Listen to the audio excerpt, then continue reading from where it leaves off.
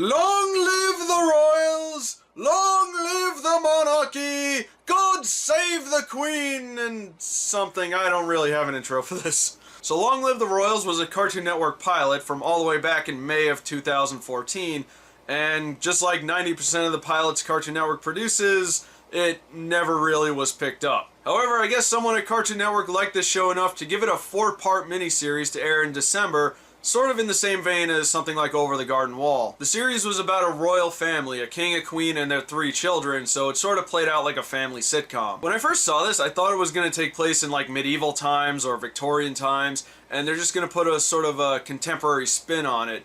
However, it seems like it actually does take place in modern times, because characters were using cell phones and laptops and electric guitars and things like that. So I guess this is some weird backwards country where they still have medieval stuff, but technology is still available. As far as the royals go, they're kind of a typical family. The eldest son is kind of wimpy but good-hearted.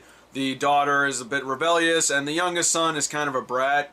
The good thing about it is that it felt very natural, but the best part is they all came off as very likable, even the bratty son, though mostly in episode 4. I will say I thought this was a very funny show. Particularly episode 3, I think, was the most joke-heavy. It was about the queen apparently having some kind of snoring problem, and everyone was afraid to tell her about it. And every time someone mentioned it to her, they were ordered to be executed or something like that. I think the biggest problem I have with this is that there was very little connection between the 4 episodes.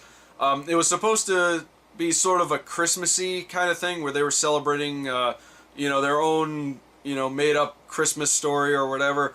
Unfortunately, there wasn't too much of a connection to that. And when I say miniseries, I mean miniseries, because, like I said, there were only 4 episodes, and they were each about 11 minutes long, so there really wasn't a whole lot to this series. Which is a shame, because I actually really liked this, and I kind of wanted to see more of it. So I'm thinking maybe this would have worked better as a series, because there was so much they could have expanded upon. Usually I don't mind the whole miniseries thing, because even Cartoon Network has admitted that the miniseries allows the creators to have a little more artistic freedom, which is good. The less studio meddling, the better. I just wish there was a lot more to this. Even Over the Garden Wall had 10 episodes and an overarching story.